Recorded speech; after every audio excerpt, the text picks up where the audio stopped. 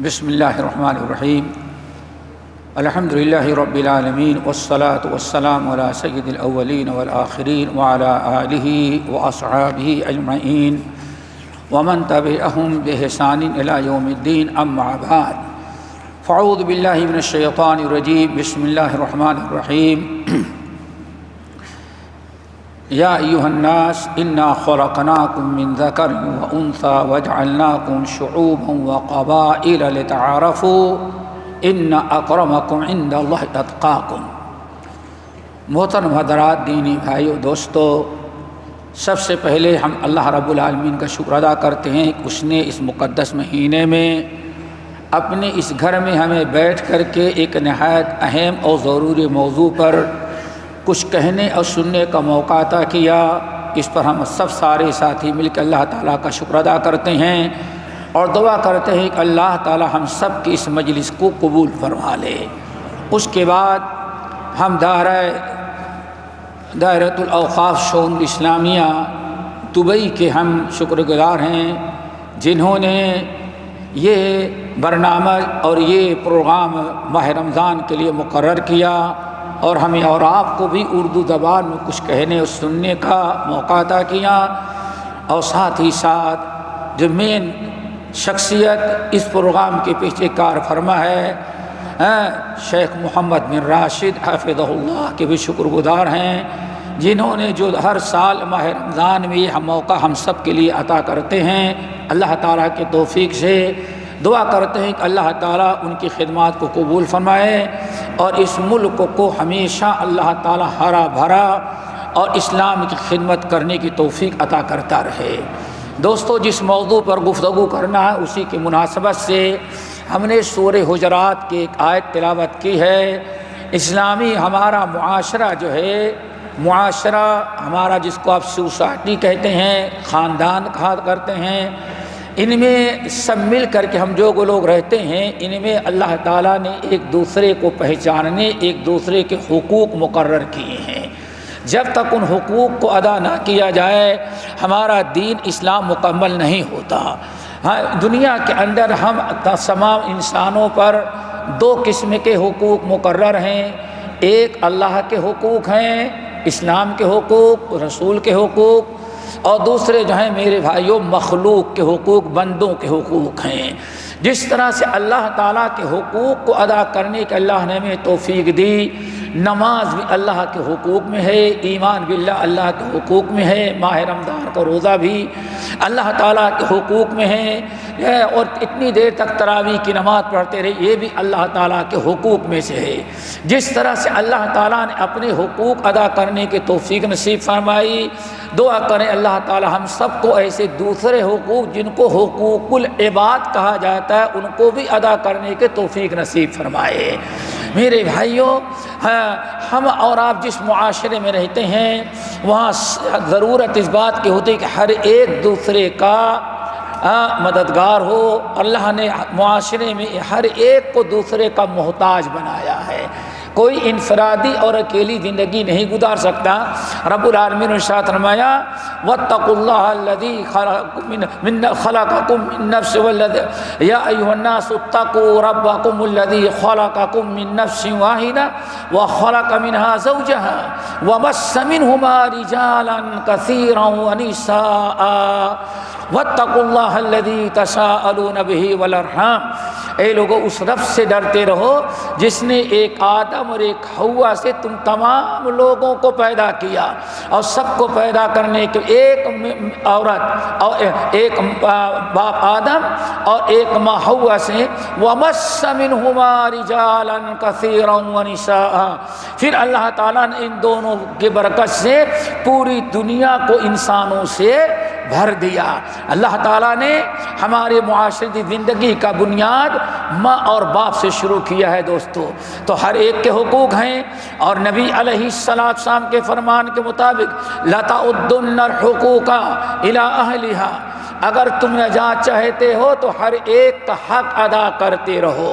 اگر حق ادا نہیں کرو گے تو نجات کے لیے حقوق اللہ کافی نہیں ہے جب تک کہ حقوق العباد بھی مکمل نہ ہو. چونکہ ٹائم ہمارے پاس بڑا مختصر ہے اس لیے ہم چند حقوق بڑے اختصار کے ساتھ بیان کرتے ہیں. اللہ تعالیٰ سے دعا کرو اللہ ہم سب کو عمل کی توفیق نصیب فرمائے. حقوق العباد میں یہ ہمارے معاشرتی زندگی میں ہمارے خاندانی اور ہمارے فیملی حقوق میں سے سب سے بڑا حق دوستو اللہ نے اپنے حقوق کے بعد سب سے بڑا حق ماں اور باپ کو مقرر کیا ہے.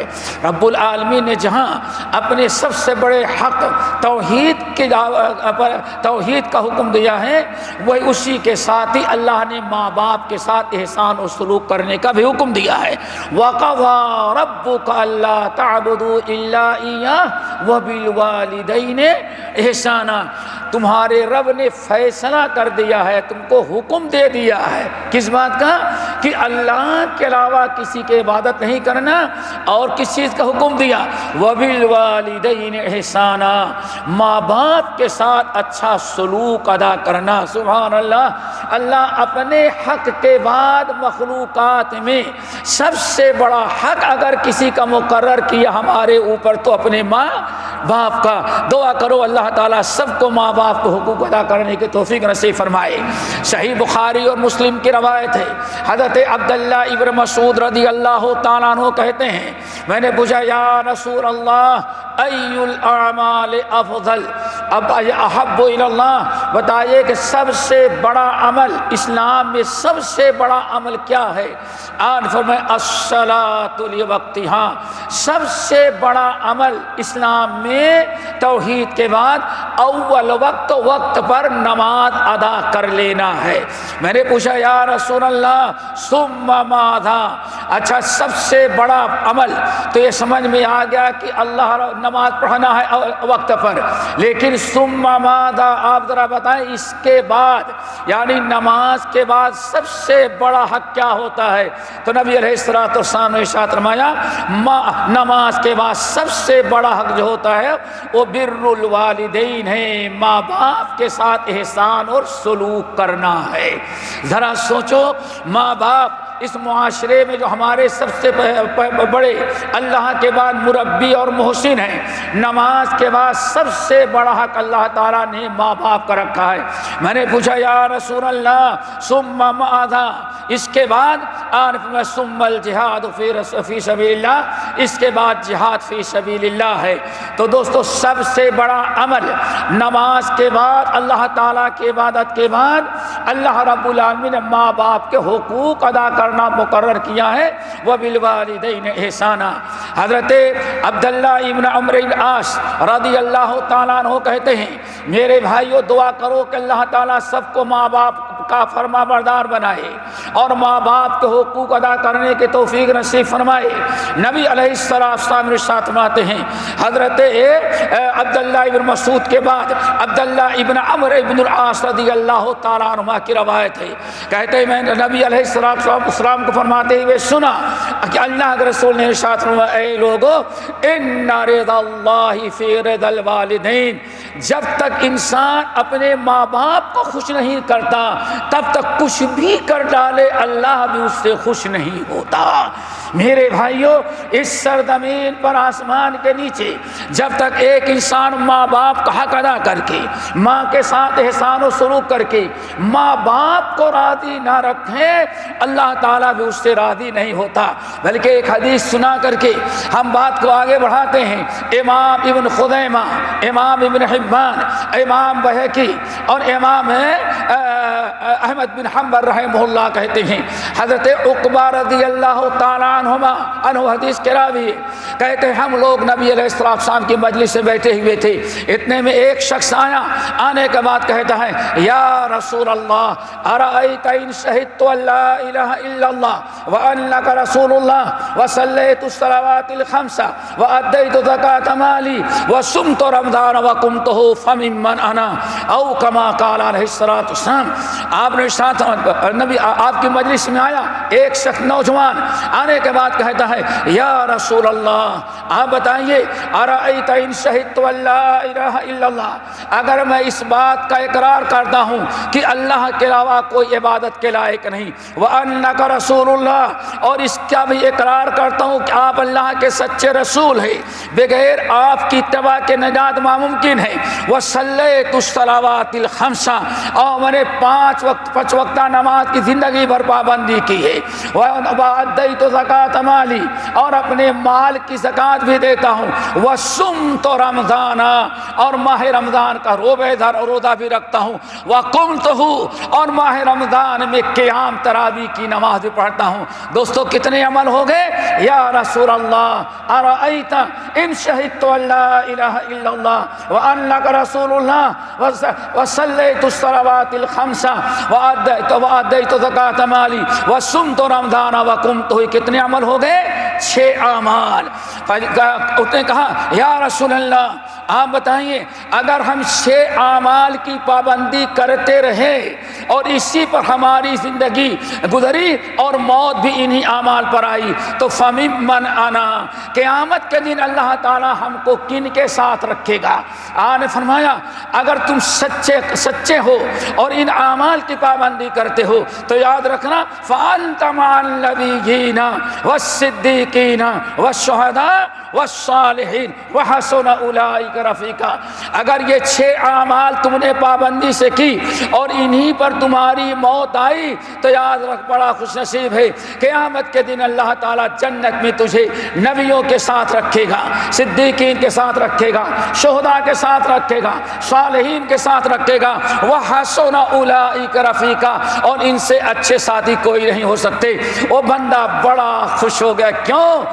جنت میں وہ بھی عام جنت میں نہیں، نبیوں کے ساتھ جنت میں، صدیقین کے ساتھ جنت میں، شہداء کے ساتھ جنت میں، بڑا خوش ہوا اور اللہ کا شکر ادا کرتے ہوئے جا رہا تھا۔ ابھی کچھ ہی دور گیا تھا، آپ نے ایک صحابی کو بلایا، ذرا آؤ اٹھو، علیہ بھی اس کو دوبارہ میرے پاس واپس لاؤ۔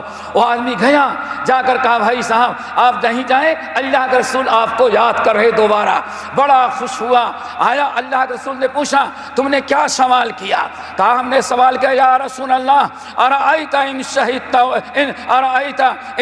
ان لا الہ الا اللہ وانک رسول اللہ وصلیت الصلوات الخمسہ وادیت زکوٰۃ مالی وصمت رمضان وقمتہ فممن انا، یہ ہم نے پوچھا، یہ ہمارے چند اعمال ہیں، اگر یہی عمل کرتے رہے تو ہمارا کیا حشر ہوگا قیامت کے دن؟ تم اللہ کے رسول فرمایا میں نے کیا جواب دیا؟ اللہ کے رسول آپ نے تو جواب دے کر کے دل باغ کر دیا۔ آپ نے فرمایا تو خوش نصیب ہے، قیامت کے دن تو جنت میں نبیوں کے ساتھ رہے گا، صدیقین کے ساتھ رہے گا، شہداء کے ساتھ رہے گا، صالحین کے ساتھ رہے گا، بڑا خوش نصیب ہے۔ آپ نے فرمایا نعم وَنَصَبَ إِصْبَعَيْهِ، آپ نے فرمایا دیکھ لے یہ میری دونوں وَنَصَبَ إِصْبَعَيْهِ، اپنی دونوں انگلیاں آپ نے اس طرح سے ملائی اور فرمایا دیکھ دونوں انگلیوں میں کوئی جگہ خالی نہیں ہے تیسری چیز کی۔ اس نے کہا بلا یا رسول اللہ، آپ نے فرمایا اگر یہ اعمال تو کرتا رہا تو جنت میں قیامت کے دن ایسے ہی نبیوں کے ساتھ رہے گا جیسے یہ ہماری انگلیاں ملی ہوئی ہیں، لیکن شرط ہے لم تعق والدیک، بشرطے کہ تو نے اپنے ماں باپ کی نافرمانی نہ کی ہو۔ اگر ماں باپ کی نافرمانی کیا ہے تو یہ کوئی عمل تیرے کام نہیں آئے گا۔ تو دوستو دعا کرو اللہ تعالی ہم سب کو ماں باپ کا فرما بردار بنائے۔ ماں باپ کے بارے میں اللہ نے ارشاد فرمایا وَلَا تَقُلْ لَهُمَا اُفْ، خاص طور سے بڑھاپے میں جب ماں باپ مل جائیں، دونوں یا دونوں میں سے کوئی ہے، آپ نے سنا ہوگا جمعے کے خطبے میں کتنا بدبخت انسان ہے، نبی علیہ السلام پر منبر پر چڑھتے ہوئے آمین آمین 3 مرتبہ آمین بولی، 3 مرتبہ میں سے 1 مرتبہ کیا تھا یا محمد صلی اللہ علیہ وسلم من ادرک والدیہ، آپ کا جو امتی کلمہ پڑھنے والا مسلمان اب بڑھاپے میں اپنے دونوں بوڑھے ماں باپ کو پا لے، خوش نصیب ہے جس کو ماں باپ زندگی میں مل جائیں، پالے یا دونوں میں کسی ایک کو، پھر بھی جنت میں نہ چلا گیا تو اللہ تعالیٰ آئندہ بھی اس کو جنت سے محروم کر دے۔ ہم نے کہا آمین۔ دوستو اگر ماں باپ زندہ ہیں تو بڑے خوش نصیب ہیں، ان کی خدمت کر کے، ان سے بات چیت کر کے ان کا دل خوش رکھیں اور کوشش کریں ان کی دعائیں لینے کے لیے۔ ماں باپ دعا کر دیں تو انسان کا بیڑا پار ہو جاتا ہے۔ بڑا بدبخت ہوگا جو اپنے ماں باپ کا دل دکھاتا ہے۔ ماں باپ کبھی کبائر گناہوں میں سے اجتنبوا السبع الموبقات، اے لوگوں 7 ہلاک کر دینے والے گناہوں سے اپنے آپ کو بچاؤ۔ ان میں گناہ کیا ہے؟ وعقوق الوالدین، ماں باپ کی نافرمانی کرنا۔ ماں باپ کی نافرمانی کرنا ایسا بدترین گناہ ہے کہ انسان کی زندگی بھر کے اعمال برباد ہو جاتے ہیں۔ دعا کرو سب سے پہلے ہمیں ماں باپ کا حق ادا کرنے کی توفیق نصیب فرمائے، اور ماں اور باپ میں خصوصاً ان دونوں بھی سب سے بڑا حق ماں کا ہے۔ حضرت نبی علیہ السلام کی حدیث بڑی مشہور ہے، حضرت بہادر بن حکیم عن ابیہ عن جدہ رضی اللہ تعالیٰ عنہ روایت کرتے ہیں، کہتے ہیں کہ نبی علیہ السلام سے میں نے پوچھا یا رسول اللہ یا رسول اللہ من احق بحسن صحبتی، میری صحبت کے، میری خدمت کے سب سے زیادہ مستحق کون ہے؟ آن فرمایا امک، سب سے زیادہ مستحق کون ہے؟ امک، تمہاری ماں ہے۔ ثم من، اللہ رسول اس کے بعد آن فرمایا امک، ماں، اللہ رسول اس کے بعد آن فرمایا امک، تمہاری ماں۔ 3 مرتبہ فرمایا ماں کی خدمت، ماں کی خدمت، ماں کی خدمت۔ چوتھی مرتبہ میں نے پوچھا یا رسول اللہ ثم من، ماں کے بعد اور کوئی بھی ہے؟ تو آپ نے فرمایا اللہ اکبر، ابا کا، اپنے باپ کے ساتھ احسان کرو۔ احسان دونوں کے ساتھ کرنا ہے، لیکن ماں کا حق باپ سے 3 گنا زیادہ بڑھا ہوا ہے۔ کیوں؟ 3 مرحلے ایسے آتے ہیں جو صرف بچے کے ماں ہی کام آتی، باپ کام نہیں آتا۔ نمبر 1 مدت حمل، ماں ہی ہمیشہ بچے کو پیٹ میں رکھواتی ہے، باپ کبھی پیٹ میں، باپ کے پیٹ میں کوئی بچہ نہیں رہتا۔ نمبر 2 ولادت کی تکلیف، صرف ماں برداشت کرتی ہے، باپ برداشت نہیں کرتا۔ نمبر 3 بچے کو 2 سال تک چھاتیوں سے دودھ پلاتی ہے، تو ماں پلاتی ہے، باپ نہیں پلاتا۔ تو 3 چیزیں وقت ایسے آتے ہیں زندگی میں کہ صرف ماں بچے کے کام آتی، کائنات میں کوئی دوسرا کام نہیں آتا۔ اسی لیے رب العالمین نے ماں کا درجہ باپ پر بھی 3 گنا بڑھا کے رکھا ہے۔ نمبر 2 میرے بھائیوں، ماں باپ کے بعد چونکہ ٹائم کم ہے، دوسرا ماں باپ کے بعد سب سے بڑا حق جو ہو سکتا ہے دوستو، بلکہ یہ بھی سن لیں کہ ماں باپ کے ایسے حقوق ہیں کہ ماں باپ کے وفات کے بعد بھی ان کے حقوق باقی رہتے ہیں۔ ابھی آپ نے سنا جس کے ماں باپ زندہ ہوں، لیکن اگر کوئی آدمی ایسا ہے، بہت ایسے ہوں گے جن کے ماں باپ انتقال کر چکے ہیں، ماں باپ دنیا سے چلے جاتے ہیں، لیکن ان کے حقوق باقی رہتے، ان کے حقوق ختم نہیں ہوتے۔ نبی علیہ السلام کی حدیث بڑی اہم، اللہ اکبر۔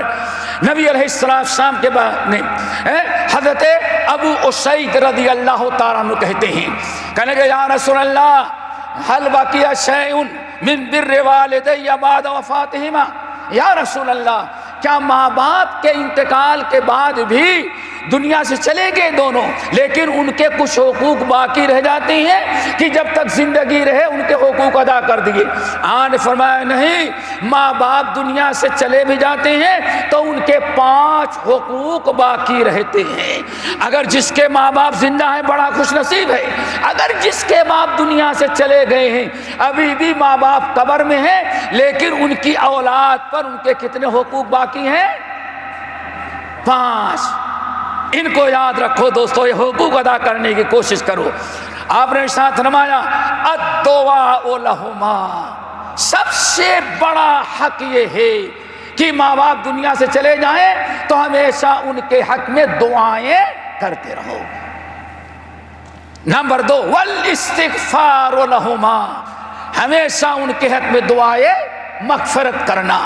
میرے بھائیوں، سنن ابن ماجہ کی روایت ہے، گرچہ ماں باپ دنیا سے چلے گئے، آپ کو اللہ نے زندہ رکھا ہے، آپ کے اوپر ابھی بھی ان کے حقوق ہیں۔ پہلا حق دعا کرنا، دوسرا حق استغفار کرنا، اللہ ان کی مغفرت کرے۔ نبی علیہ السلام کی حدیث سنن ابن ماجہ کی، قیامت کے دن اللہ رب العالمین ایک انسان کو کہے گا جاؤ تو اپنی جنت میں چلا جا۔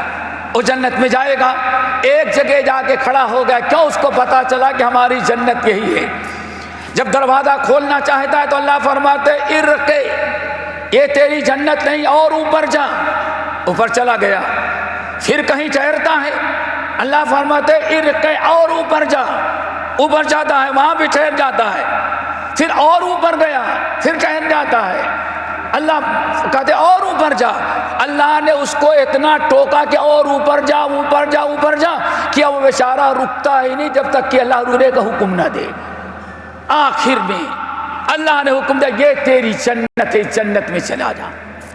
جنت میں گیا، اپنے اعمال کو دیکھتا ہے، کوشش سوچتا ہے میں نے اتنے اعمال تو نہیں کیے تھے کہ جنت کا اتنا اونچا مقام و مرتبہ ملے، ہم نے اتنے اعمال نہیں کیے تھے۔ جنت میں تو گیا، لیکن آدمی بہت ہی بے قرار بے چین ہے، اس کو الجھن ہو رہی ہے کہ کہیں ایسا نہیں غلطی سے میں یہاں آ گیا ہوں۔ اللہ بندے سے پوچھتے بندے کیوں اتنا پریشان ہے؟ اللہ تعالیٰ میں بڑا پریشان ہوں، جنت تو ملی لیکن سکون نہیں۔ کیوں نہیں جنت میں سکون؟ اللہ تعالیٰ کہیں ایسا تو نہیں کہ میں نے اتنے نیک اعمال تو نہیں کیا تھا جس کی بنا پر جنت کا اتنا اونچا مقام و مرتبہ ملے؟ کہیں ایسا تو نہیں کچھ حساب کتاب میں مسٹیک ہو، دوبارہ پھر لوٹا کے نیچے رکھ دیے جائے؟ اللہ فرماتے کیوں؟ اللہ نہیں، ہمیں ڈر لگا ہوا ہے۔ اللہ نے فرمایا اچھا بتا تیرے حساب سے کون سی جنت چاہیے تجھے؟ کہا اللہ جہاں پہلی مرتبہ رکا تھا میں سمجھتا ہوں میری وہی جنت ہے، اتنی ہی جنت کا میں مستحق ہوں۔ اللہ فرماتے صدقتا، صحیح کہہ رہا ہے، تو نے دنیا میں جو اپنا عمل کیا تھا، اپنے عمل کی برکت سے تو وہی جنت میں جاتا جہاں تو کھڑا تھا پہلی مرتبہ، لیکن اتنا اونچا مقام اور مرتبہ تجھے مل گیا بے استغفار ولدک لکما، چونکہ تیرے مر جانے کے بعد تیری اولاد تیرے حق میں دعائے مغفرت کیا کرتی تھی۔ ایک میرے بھائیوں، ہم زندہ ہیں، ماں باپ قبر میں ہیں، لیکن یہ بھی ان کا حق باقی ہے۔ نمبر 3 آپ نے ارشاد فرمایا وَإِكْرَامُ صَدِيقَيْهِمَا، وَإِكْرَامُ صَدِيقَيْهِمَا، ماں باپ کے دوست جو تھے ملنے والے، ماں کی سہیلیاں، ماں کے باپ کے دوست، یہ جتنے تھے ان کے ساتھ گرچہ باپ نہ ہو لیکن باپ کا دوست ہے، ماں کی سہیلی ہے، ان کے ساتھ اٹھنا بیٹھنا، ان کی عزت و احترام کرنا، یہ حقیقت میں ماں باپ کے حقوق میں سے ہے۔ دعا کرو اللہ ہم سب کو توفیق نصیب فرمائے۔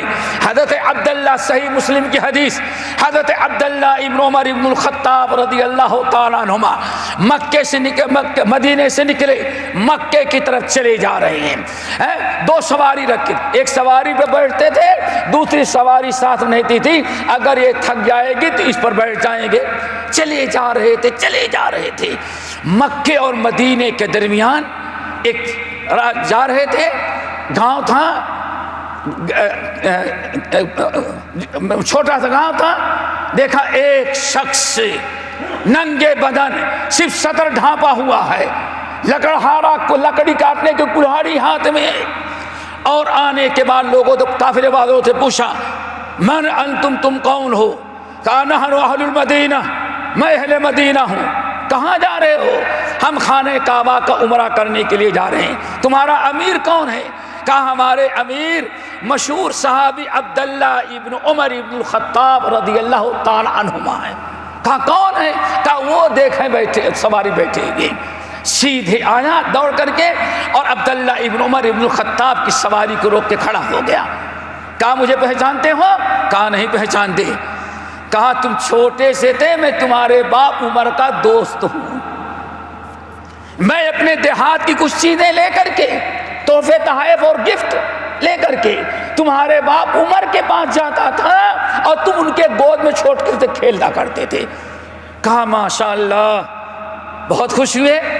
اور جب جانے لگا تو عبداللہ ابن عمر ابن الخطاب رضی اللہ تعالیٰ عنہ سواری سترے، 2 سواری تھی، پہلے اپنا ایک جوڑا پہنایا اس کو، جنگلی آدمی کو، دیہاتی کو ایک جوڑا پہنایا، جوتا دیا، 200 درہم دیا، اور اس کے بعد ایک سواری جو فاضل تھی سواری پر بیٹھایا اور اس کو روانہ کیا، جاؤ۔ قافلے والوں نے کہنا شروع کیا، حضرت آپ کیوں، یہ 2 درہم کا آدمی تھا، وہ تو مانگنے والا دیہاتی آدمی تھا، 2 درہم میرا دی ہو جاتا، آپ نے 200 درہم دیا، سواری بھی دے دی اور اپنا جوڑا بھی اس کو پہنا دیا۔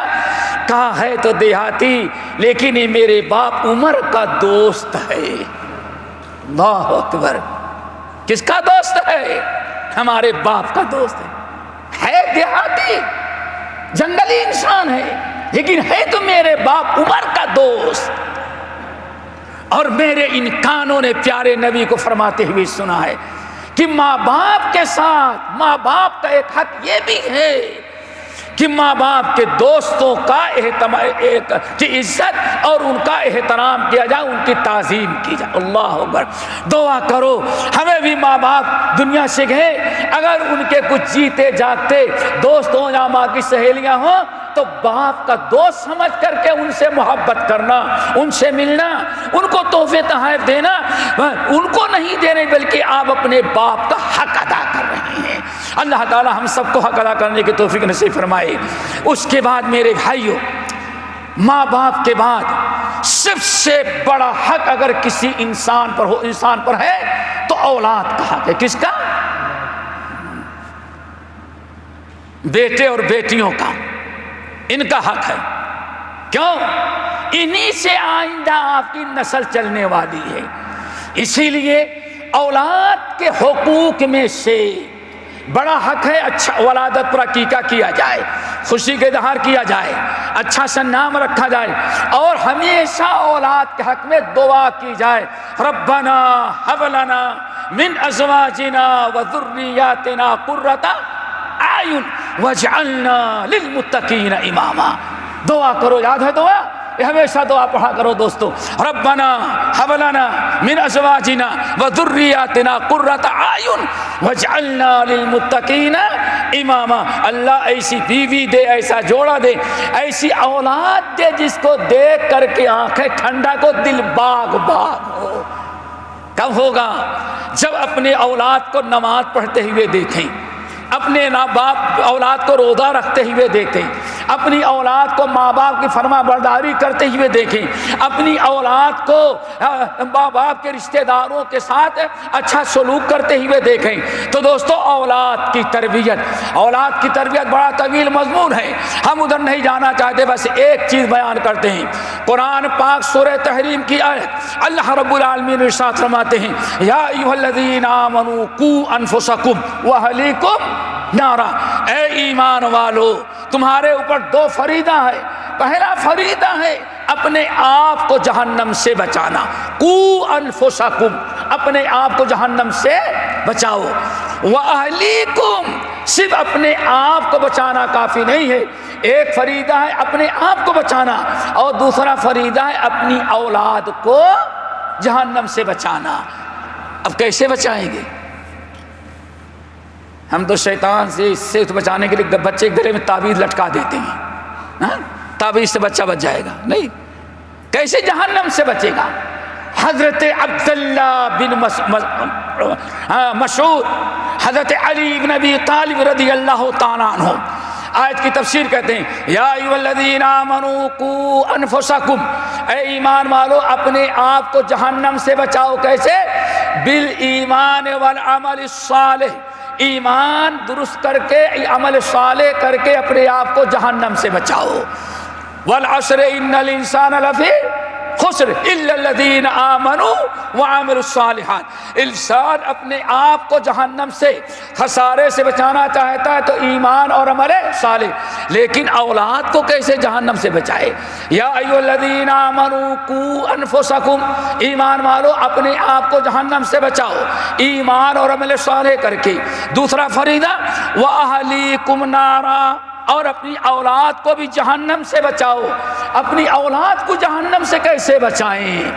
حضرت علی رضی اللہ تعالیٰ عنہ اور عبداللہ بن مسعود اور دیگر سلف کہتے اے علموہم الخیر وادبوہم، اے علموہم الخیر وادبوہم، یعنی اولاد کو صحیح تعلیم و تربیت کر کے ان کو جہنم سے بچاؤ۔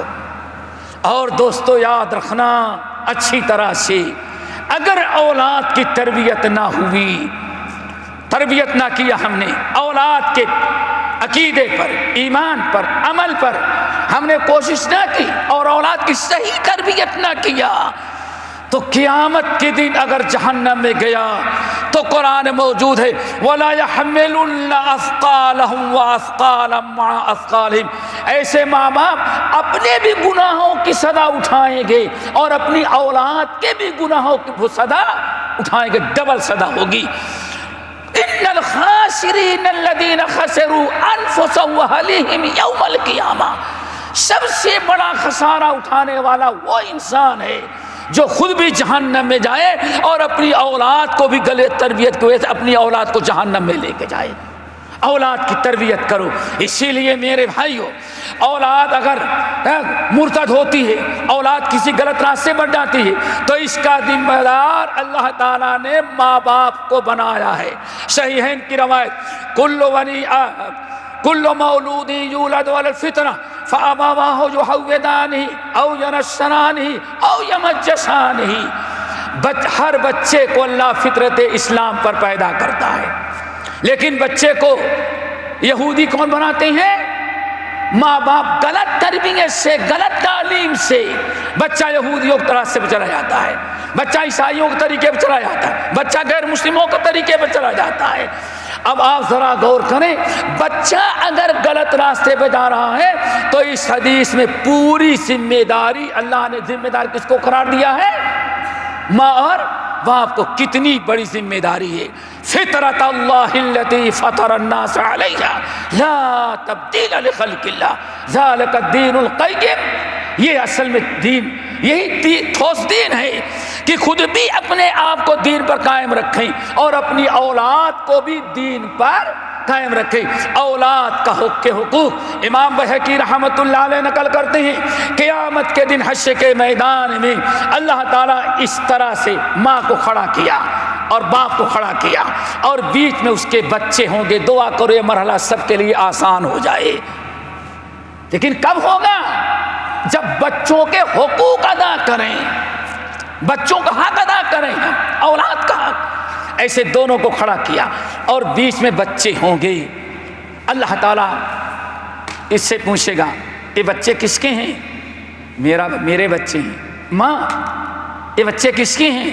یہ میرے بچے ہیں۔ اللہ نے بچوں سے پوچھا یہ دائیں بائیں کون کھڑے ہیں؟ اللہ ہمارے ڈیڈی ہے یا ممی ہے، کو اچھی طرح سے پہچانتے ہیں۔ اللہ تعالیٰ ماں سے باپ سے پوچھے گا بتاؤ ماذا ادبتہم وماذا علمتہم، بتا یہ بچے میں نے تجھے دیا تھا، ماذا ادبتہم وماذا علمتہم، تو نے ان کو کیا ادب سکھلایا تھا اور کیا تو نے ان کو تعلیم دی تھی۔ یہ قیامت کے دن پوچھا ثم لتسألن یومئذ عن النعیم، بہت بڑی نعمت ہے اولاد، اولاد کا حق ہم نے ادا نہ کیا تو قیامت کے دن اللہ تعالی ہماری پکڑ کرے گا۔ اسی لیے رب العالمین نے فرمایا وَأْمُرْ أَهْلَكَ بِالصَّلَاةِ وَاسْتَبِرْ عَلَيْهَا، اے نبی خود بھی نماز پڑھیں اور اپنے سے پہلے اپنی اولاد کو بھی نماز کا کی تاکید کریں۔ نمبر 3 میرے بھائیوں، حقوق الاولاد کے بعد حقوق الاخوہ والاخوات، بھائیوں اور بہنوں کو بھی حقوق ہوتے۔ کس کے حقوق؟ بھائیوں اور بہنوں کو۔ نبی علیہ السلام ارشاد فرماتے ہیں بڑے بھائی کو اللہ تعالیٰ باپ کا درجہ دے رکھا ہے۔ کس کا؟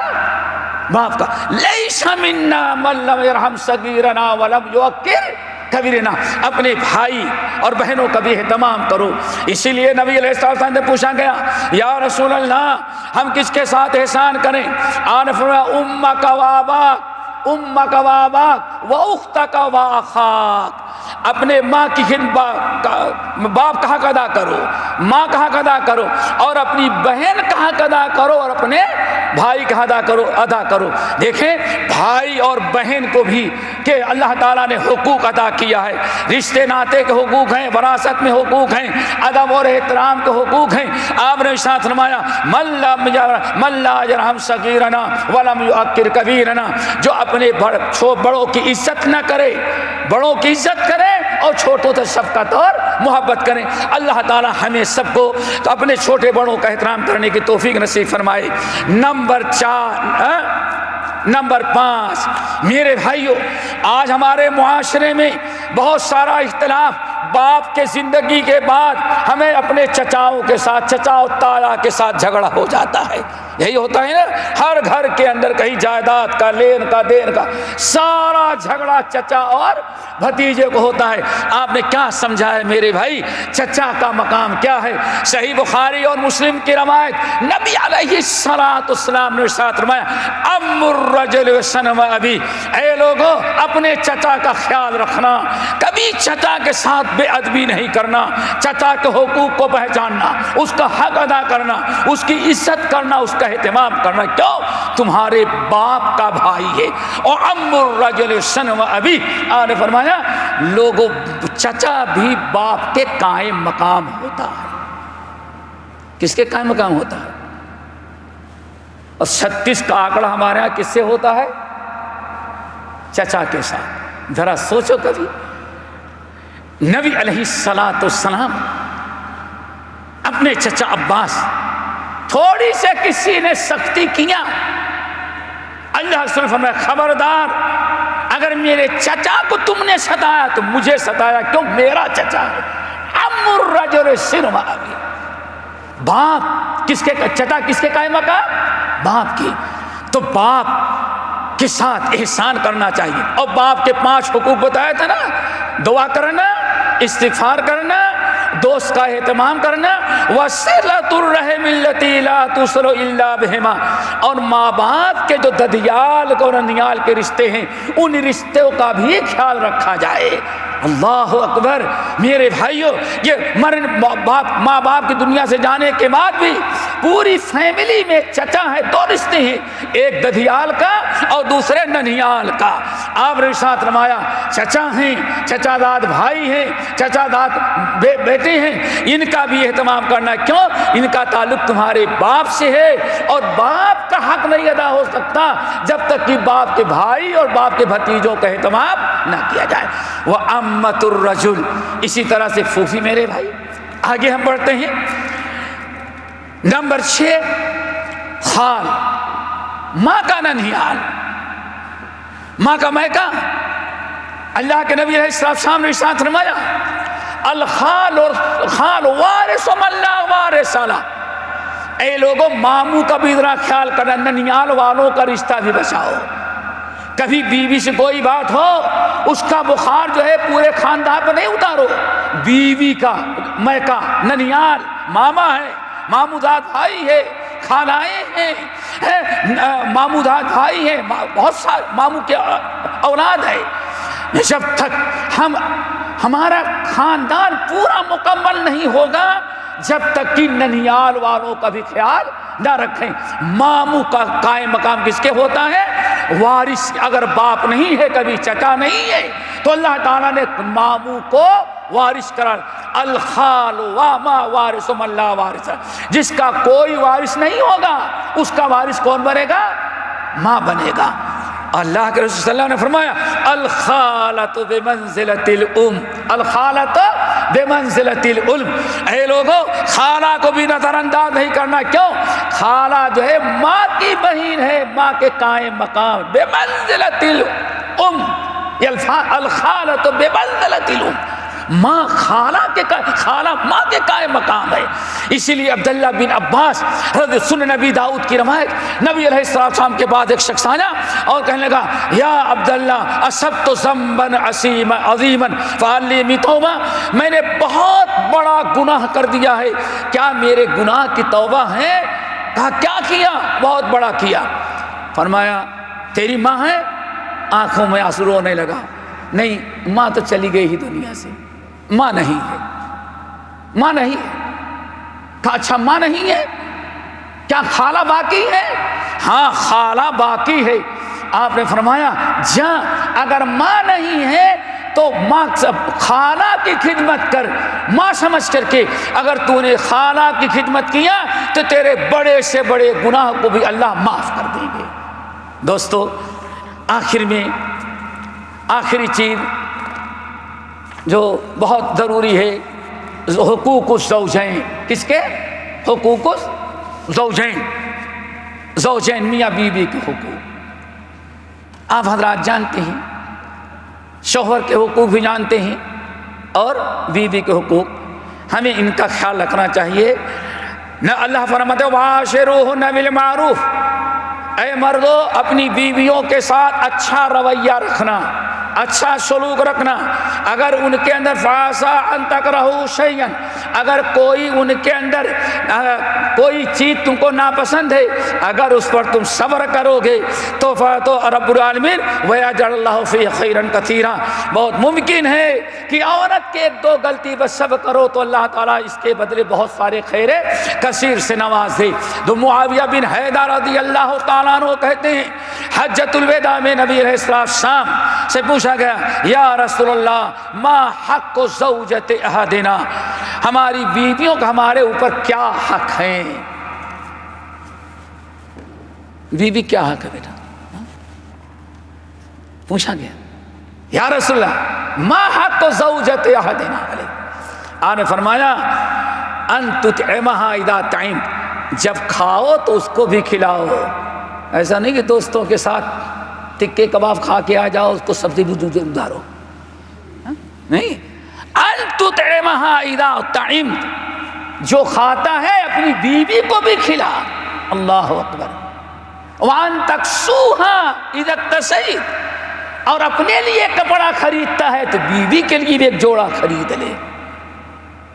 کتنے حقوق ہیں، یعنی چھوٹی چھوٹی حجۃ الوداع، عرفات کا میدان، اور آپ اتنی بڑی قرارداد پاس کر رہے ہیں یا رسول اللہ ما حق زوجۃ احدنا علیہ، اور پھر ان تطعمها اذا طعمت وان تکسوها اذا اکتسیت ولا تضرب الوجه۔ نمبر 2، خبردار غصے میں آ کر کبھی بیوی کے چہرے پر نہیں مارنا۔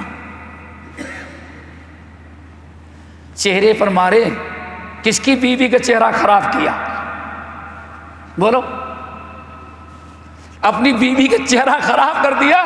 کس کی بیوی خراب کر دیا؟ چہرہ کس کا خراب کیا؟ اپنی بیوی پر۔ پیارے نبی صاحب کیسے تمہاری طبیعت چاہتی بیوی کو تھپڑ مارو؟ بیوی کو تھپڑ مارتے ہو، ضرورت پڑتی دوسری کے سامنے ہاتھ بھی پھیلاتے اپنی ضرورت پوری کرنے کی، شرم نہیں آتی تم کو؟ ولا تضرب الوجه، کبھی بیوی کے چہرے پر نہیں مارنا۔ 3 ہو گئے، جو کھاتے ہو کھلاؤ، جو پہنتے ہو پہناؤ، اور کبھی اگر کوئی بہت بڑی غلطی کرتی ہے تنبیہ کرنا ہے تو مارنا، لیکن چہرے پر نہیں مارنا، اور مارنا بھی کہیں پیٹھ پر بھی تو اتنے زور سے نہیں مارنا کہ ہڈیاں ٹوٹ جائیں، بس تنبیہ سے۔ بلکہ عبداللہ بن عباس کہتے ہیں رضی اللہ تو مسواک ہو تو اس سے مار دینا، بس اتنا چلے بیوی کے ساتھ جو ہے کہ ہاں اب شوہر کا ہاتھ اٹھنا شروع ہو گیا ہے، بس ہڈیاں نہیں تو۔ اللہ اکبر۔ نمبر 4 ولا تقبح، ولا تقبح، کبھی بیوی کو برا نہیں کہتا، منحوس صورت آتی تو میرا خون کھول جاتا ہے، خبردار، شرم کی بات ہے۔ جس سے تمہاری اتنی ضرورت پوری ہوتی ہے، جس سے تمہیں بچے ملتے ہیں، جو خدمت کے لیے ہر وقت کھڑی رہتی ہے، اس کی شکل صورت میں کوئی عیب آئے تو تم اتنا چھوڑ، ولا تقبح، خبردار کبھی اس کی شکل صورت پر طنز نہیں کرنا، نہ مارنا، چہرے پر نہ سرخ کرنا، ولا تہجرها الا فی البیت، اگر کبھی کوئی ناراضگی ہو جائے، کچھ سبق سکھانا ہو تو اس کو چھوڑ کر کے دوست کے ہاں جا کے نہیں سونا، گھر ہی میں سونا، بس بستر اپنا زیادہ زیادہ الگ کر لینا۔ کیا خیال ہے؟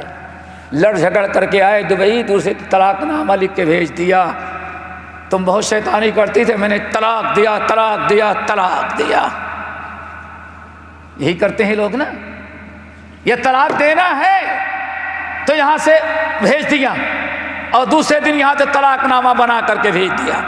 وَلَا تَهْجُرْهَا إِلَّا فِي الْبَيْتِ، اگر تم اس کے کوئی غلطی ہے، تم ناراض ہو، اس کو چھوڑنا ہے، سبق سکھلانا ہے تو اس کا بستر الگ کر سکتے ہو، اپنا کمرہ چھوڑ کر کے کسی اور جگہ سونے کی بھی اجازت نہیں، یہ حق ہے۔ پھر پوچھا اچھا یا رسول اللہ ہم نے تو بیویوں کا اتنا حق ادا کر دیا، تو میرا حق بیویوں پر کیا ہے؟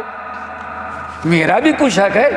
تو اللہ کے رسول فرمایا تمہارا حق بھی ہے، ان کے ساتھ اچھا بھلائی کرنا، یہ کرنا وہ کرنا، اور وہ بھی کسی سے جس کو تم گھر میں آنا پسند نہیں کرتے گھر میں نہ آنے دے، تمہارے بستر پہ کسی اور کو بیٹھنے نہ دے، بہت ساری چیزیں ہیں۔ بہرحال بتانا یہ تھا دوستو کہ الحمدللہ اگر یہ اسلامی حقوق جب ادا کیے جائیں، سمجھ لیے جائیں اور ادا کیے جائیں تو ہمارا معاشرہ، ہمارا گھر بہت ہی زیادہ الفت و محبت کا گھر بنے گا۔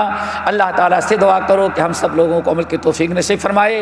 نبی علیہ السلام ایک صحابی کہتے ہیں میری دادی بتاتی تھی کہ میں ایک مرتبہ نبی علیہ السلام کے پاس گئی کچھ پوچھنے کے لیے، بہت سارے مسائل پوچھ رہی تھی۔ جب آنے لگی تو اللہ رسول نے فرمایا حل انت متزوجہ، تمہاری شادی ہو گئی ہے؟ ہماری دادی نے کہا ہاں شادی ہوگی، بچے والی میں ہوں۔ آن نے فرمایا اللہ اکبر، کتنی پیاری بات ہے، فانظری این انت منہ فانہ جنتک و نارک۔ اللہ اکبر، کتنی بڑی چیز ہے دوستو، فانظری این انت منہ فانہ جنتک و نارک۔ میری بہن ذرا خیال رکھنا، شادی شدہ ہو تو خیال رکھنا، اپنا محاسبہ کر لو شوہر کے ساتھ تمہارا کیا رویہ ہے، کیونکہ تمہاری جنت اور جہنم دونوں کون ہے؟ تمہارا شوہر۔ اگر شوہر کے حق ادا کیے تو جنت ہے، ادا نہ کیے تو کیا ہے؟ جہنم ہے۔ دعا کرو اللہ تعالی ہم سب کو عمل کی توفیق نصیب فرمائے، اور جو کچھ ہم نے سنا ہے اللہ تعالی اسے یاد رکھنے، غیروں تک پہنچانے کی توفیق دے۔ اس طرح سے ہمیں ایک دوسرے کے حقوق کو معلوم کرنے کی کوشش کرنا چاہیے، علماء کے پاس بیٹھ کر کے کتابیں پڑھ کر کے اگر ہم ایک دوسرے کو حقوق پہچانیں گے، آدمی کا عمل کرنا چاہتا ہے تو عمل کے لیے دوستو علم کا ہونا ضروری ہے، اور علم حاصل کرنے کے لیے اعلیٰ مشائخ ہوتے ہیں، علماء ہوتے ہیں، مسجدوں میں بیٹھے درسوں میں حاضر ہوں اور علماء سے جڑے رہیں۔ تو حضرت امام حسن بصری رحمۃ اللہ علیہ کہتے تھے المجالس کلھا ظلمہ الا مجالس العلماء، ساری مجلسیں بکواس ہیں، اندھیری ہیں، تاریکی ہیں، ضلالتیں، گمراہی ہیں، اگر کہیں نور ملتا ہے تو مجلس علماء کے اندر۔ ابو الدرداء رضی اللہ تعالیٰ عنہ کہا کرتے تھے کن عالما او متعلما او مستمعا او محبا ولا تکن خامسا، کہا کرتے لوگوں اگر تمہارے ماں باپ نے تعلیم نہیں دیا ہے تو کوشش کرو بعد میں عالم بننے کے لیے، عالم نہیں بن سکتے تو متعلم بنو، سیکھنے والے بنو، سیکھنے والے نہیں بن سکتے تو او متعلما او مستمعا، تو کم سے کم جہاں دین کی باتیں بیان کی جائے مسجدوں میں وہاں بیٹھ کر کچھ سننے والے بن جاؤ۔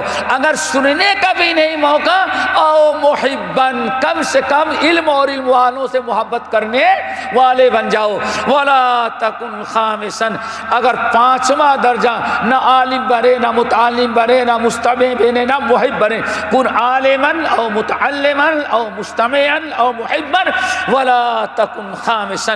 کہتے پانچواں درجہ تو جانوروں کو ہوتا ہے، ہلاکت و بربادی کا ہے. اب نجات کا کوئی چانس باقی نہیں رہا ہے. نجات کے لیے کیا ضروری ہے؟ علم کا ہونا. عالم نہیں ہے تو طالب بنے، طالب نہیں تو مستمع، کم سے کم سننے والے، جہاں حدیث کی باتیں بیان کی جائیں بیٹھ کر کے سننے والے بنے. اگر وہ بھی نہیں، او محبن، تو کم سے کم علم سے، علماء سے محبت کرتے رہیں. شاید کہ علم اور علماء کی محبت ہی تمہیں دین پر قائم رہنے کا سبب بن جائے. ولا تکن خامسا فتہلک، اگر پانچواں بنو گے تو ہلاک ہو جاؤ گے. اللہ تعالی ہم سب کو عمل کی توفیق نصیب فرمائے. پھر آخر میں اللہ تعالیٰ کے ہم شکر گزار ہیں جس نے ہمیں کچھ کہنے سننے سارے ساتھوں کو موقع عطا کیا. اور پھر دوبارہ اللہ کی شکر گزاری کے بعد شیخ محمد بن راشد عام دائرہ کے شکر گزار ہیں جنہوں نے الحمدہ یہ موقع ہمیں عطا کیا. اور الحمدللہ ہم سارے بھائی جو شریک ہیں ان کے بھی شکر گزار ہیں جو انہوں نے کوشش کیا. ہاں بھائی الحمدللہ، انت مشکور اذن الحمدللہ ملنا جمیعا الحمدللہ. بارک اللہ فیک. سبحانک اللہم و بحمدک، اشہد ان لا الہ الا انت، استغفرک و اتوب الیک.